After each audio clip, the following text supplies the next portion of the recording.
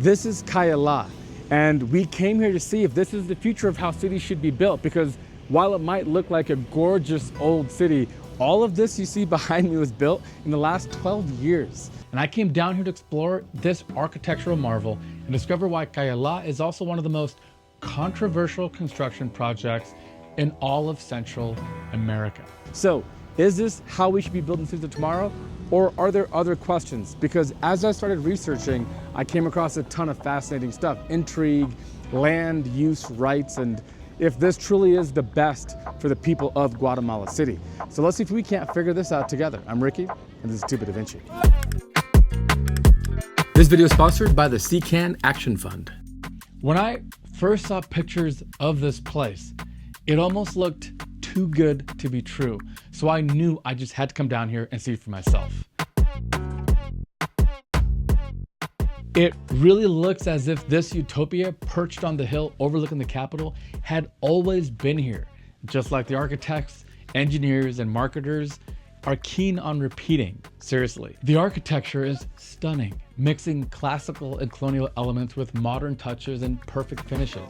We're talking about an award-winning urban design that combines everything a great livable, walkable city should have with uniquely traditional design. Behind me is Azaria de Cayalá, their city hall, and it was designed by Richard Economaki. But before he built it, he wanted inspiration from native Mayan traditions. So he visited Mayan sites all along the Yucatan Peninsula and in Antigua, the former capital of Guatemala, to get inspired.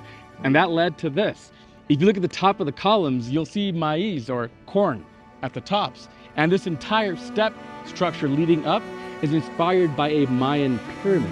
But the civic hall, officially called Azaria de Cayalá, is just the beginning. The buildings are mostly white with colorful accents and details. The streets are absolutely immaculate. There's not trash anywhere. One of the reasons why? There are trash cans and recycling bins every 30 or 40 meters. Really, really cool. But it's not just that. Compared to the busy, noisy metropolis of 1 million residents that surrounds it, this town, or rather neighborhood, really has the utopic paradise on earth. People are just walking around and chilling. There are no cars or noisy pollution and smells associated with them. I've seen everything from gardens to fountains to sculptures like the one behind me. This is the Gigante de Cayalá, and this 18-meter long statue behind me took over 75 tons of beige Guatemalan marble and took over 3 years to complete. But being an engineer, and this being 2 Da Vinci, I wanted to go deeper than what initially meets the eye. Let's look at Cayalá in numbers. Cayalá City is built on a plot of land about 870 acres. That's pretty much the size of Central Park in New York. As you can see on this map, this is pretty much the edge of the city of Cayalá. And it just seems like wooded forest as far as you can see. And it's pretty wild and untamed. So it seems that they've just flattened out that area of land, put up retaining walls, and built the city, and it's just right in the middle of all of this. I'm curious if what's behind me is private land or if it's not, because that would determine if the city could grow any further. But that's kind of the edge of Cayalá. Less than 10% of that land is currently developed, with 8 separate districts already finished. The largest and most popular is Paseo Cayalá, which is about 60 acres. Look at this, they have offices for rent, and they have restaurants and other things all along the floor. And look behind me, this is Cayaland. It's a little theme park for children, and there's arcades and so much activities for all the kids to enjoy as well. In terms of how to mix and match urban development and have a little something for everybody, they've done a damn good job. Now, one thing I found lacking is any solar panels or EVs on the road, but I'm sure that will come as their infrastructure progresses. But our sponsor this week, CCAN, is definitely doing their part. One of the best nonprofits fighting climate change is running its annual electric vehicle raffle this summer. All proceeds go to the amazing Chesapeake Climate Action Network Action Fund. And here are 4 reasons why you should buy a raffle ticket right now. Number 1, your odds of winning are pretty great. This year, for the first time, the group is giving away not 1 but 2 chances to win with each ticket. 2, the prizes are amazing. The first place winner will either choose from a Rivian R1S, R1T, a Tesla Model S Plaid, or the hard-to-get Tesla Cybertruck. And the second place winner will get an amazing Hyundai Ioniq 5 SUV. 3, our friends at CCAN Action Fund do amazing work nationwide addressing the climate crisis, so you'll be supporting a great cause as well. And 4, the raffle is currently undersold. Only about half the tickets have been purchased so far, depending on when you're watching this. So your odds couldn't be better. To enter, check out www.evraffle.org. That's evraffle.org. Tickets are just $200 and only 7,000 total can be sold. Scan the QR code on the screen or visit the links in the description and enter today. Huge thanks to CCAN and you. Now back to the show. There is a lot to eat here. We counted about 70 restaurants. 70, including anything from McDonald's and Taco Bell to higher-end gourmet options. They've got everything here, from a university campus to a Marriott Bonvoy hotel and a brand new U.S. embassy. Yeah, that's right. The U.S. built a new embassy right here in Cayalá. Honestly though, being here now, I am absolutely blown away by the stark contrast to how amazing this place is compared to the older country at large that I've seen so far. And my first thought was immediately, how did the Guatemalans pull this off? Guatemala isn't especially famous for masterclasses in urban development. It's unfortunately much more famous or much more known for high crime rates, particularly here in Guatemala City. But you don't see any of that here. Cayalá feels like a safe haven, yet it's not designed as a closed-off, gated community. So my next questions were, who built it and why? The natural place to start looking for information for me was Cayalá.com.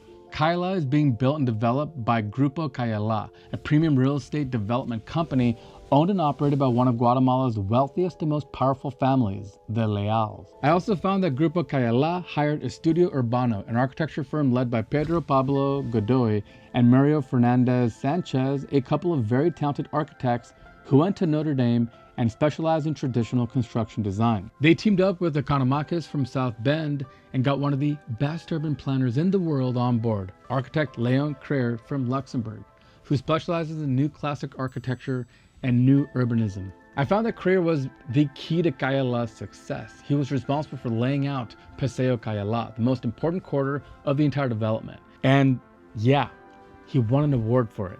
The 2021 CNU Charter Award in the Neighborhood District and Corridor category for the master plan of Paseo Cayalá. The coolest part about this city is that this is as far as cars can come. They got to come in here and go out that way. And everything from here on is walking only. That's what makes this such an amazingly fun place to be. But what I didn't know until I got here is they do have a plan for all these cars. There's actually parking under us. So check this out. This is how you get to all your cars. So now we're underground, under Cayalá, and that's where all the parking is. Look how massive this is. From what I can gather, I believe it extends the entirety of the region under the city. So step 1, trench, create parking. Step 2, run the infrastructure, the water treatment, sewer lines, and then you build your city. If you do that, that is the end result. Look at this. After strolling around Guatemala City for a while and then coming here to Cayalá, something caught my attention right away. We're greeted with a lot of this, closed off sections. The entire west part of the city seems to just be residential, and there's guards, security, and gates kind of throughout. So really it seems like there's kind of a main thoroughfare for the public, and the rest is just private villas and residential properties. But this has been a common theme throughout. It's an alarmingly popular trend around the world that well-off neighbors come together and close off previously public roads to protect themselves from crime. It's such a trend, in fact, that I found scholarly articles studying the phenomenon, saying that gated communities in Guatemala had exploded since the 1990s. But Cayalá, surprisingly, isn't a gated community, at least not in the normal sense. First day thoughts of Cayalá. I will say the public places do seem really inviting. There might be some security walking around, but I felt like right at home.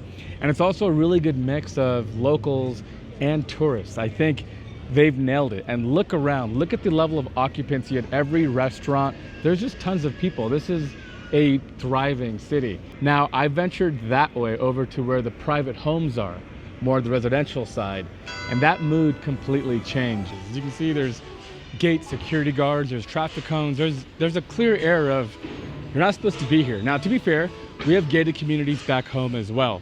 And if you're part of the wealthier class of Guatemalans, we're looking for a little more of a premier, private, secure space. I'm sure this fits the bill. There's kind of a clear difference in feeling between the public places and the private. There were security guards with earpieces, and I felt like they were probably talking about me with our cameras out, and it felt a little more, there you go, there's a police right there. There's a, it's hard to imagine. That's why we came here, because we wanted to get a feel of what it's actually like, because again, this is a private compound enterprise. But I will say they've nailed most of this. It's incredible. It's a gorgeous place to be. Open air market with shade, my favorite thing. Great restaurants. We had an amazing dinner last night, and it's just a thriving little city. The private residences are the part that are probably more keep away. They don't openly tell you, but there's a vibe in the air for sure. And I think that's the trade-off that comes with something like this. But honestly, for the people living there, that's probably the biggest appeal.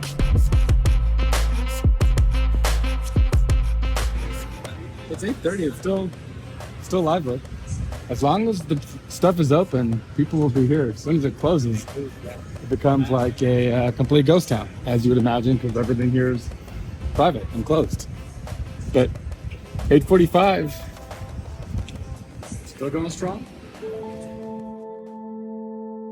This is probably the single most important feature Cayalá offers Guatemalans, a chance to roam freely through its cobblestone streets, visit its shops, and admire the clean, white buildings. But things took a dark turn somewhere, because Crier resigned as master planner in 2017 after completing Paseo Cayalá, leaving the rest of the project in the hands of Estudio Urbano. And if you're like me, you're thinking, this can't be a good sign. Why did he resign? That's exactly what was going through my head as I read about it. All of a sudden, I started feeling a sense of unease that I couldn't quite explain. It's sort of like in those suspense movies when everything's perfect and everyone's super friendly and happy and everything's going great, until suddenly you realize maybe something's wrong here. It completely changed my perspective and made it easier to look past the veil of beauty and well thought out design. And a little bit more research changed it even more. If you look at any of Cayalá's brochures, you realize that the marketing relies heavily on premium housing and a sense of openness and security. Cayalá is sold as a place where people of all classes and backgrounds come to meet and enjoy Cayalá spaces together. I found that to be true. In all practical reality, Cayalá is a place for rich people to live and for the less fortunate to visit. The average Guatemalan family doesn't stand a chance of moving to Cayalá. The first phase of the Paseo project had 110 apartments with sale prices ranging from $260,000 to $800,000. The ones on the lower end are tiny single-bedroom apartments not fit for families. I also looked at some listings in Cayalá and found villas selling for $3 million or more. Cayalá is a paradise that seems almost like the ideal city. That is, until you get a reality check and realize you're standing on private property. What makes it different from a normal town? Well, a lot. Being private means landowners can decide who they let in and who they don't. If they decide to kick you out, you can't really do anything about it. There are also over 1,400 security cameras spread across public spaces, monitoring 24/7. Also, Cayalá today isn't as open as it was originally intended. Their residents got together and democratically voted for gating, which flies in the face of the vision that Crier originally had for this project. And one of the saddest developments came when developers asked to build high-rise buildings to make even more money instead of the city's original plan of no more than 3-story high buildings. And that was too much for Crier, and he quit as master planner, stating, "Skyscraping is, I think, an immoral act." Estudio Urbano didn't really care one bit and went ahead and designed the new expansion with 5 to 9-story buildings, and one particular development is a high-rise 20-story residential building with 4 penthouses called Alteza de Cayalá. In many ways, the story of Cayalá isn't finished yet. So as you can see here, this is our first unfinished development. And that's what we're seeing behind me here. So this currently is a 2x2 grid of buildings, and I think there's room for another. So a 3x2 grid of buildings, and you can kind of see the state of development so far. Behind me is another group of 6 new buildings being built. So that would make the second grouping that I found so far. But what's amazing is look at how quickly they're building it, and every building is being built in parallel. I bring this up because the big challenge with any large-scale development like this is you run out of funds and suddenly you have kind of a half-abandoned town. That doesn't seem to be the case here, because every building I've seen is actively being built and coming together pretty quickly. So I can imagine the next time I come to visit, those are going to be done. I've had the most amazing time here in Guatemala, and this is Guatemala City behind me. Just gorgeous. And the people of Guatemala have been through so much, from earthquakes to having to rebuild to civil wars. And Cayalá to me is like this beacon on the hill. It's this thing to be excited about. Speaking with like locals, everybody seems to just have a general sense of awe and inspiration from being there. And I think if that's the ultimate impact that Cayalá has, what an amazing thing. And it is really gorgeous, and it's become quite an attraction. One of the things I realized speaking with the locals is that one of the things that Cayalá really does right is provide public spaces, open squares like this. I mean, this entire street is an open square with people walking, benches, outdoor seating for restaurants. And that's something that was kind of lacking in Guatemala City. Now, if you ever come and visit, be sure to also go to Antigua like we did and Guatemala City and get the feel for the entirety of this beautiful country. And then spend a day or two in Cayalá, because yeah, I do think this might be a really good blueprint for future city development. What if you do build urban cities, no cars, and just prioritize people? Now, is it perfect? No, I'd love to see more solar on the roofs and other energy considerations, but this is an amazing step. So that's a really quick look here in Cayalá. And if you thought that was cool, check out this video next. Until next week, I'm Rick Da Vinci. Thank you so much for watching. I don't know about you, but cities don't usually have exit signs, do they?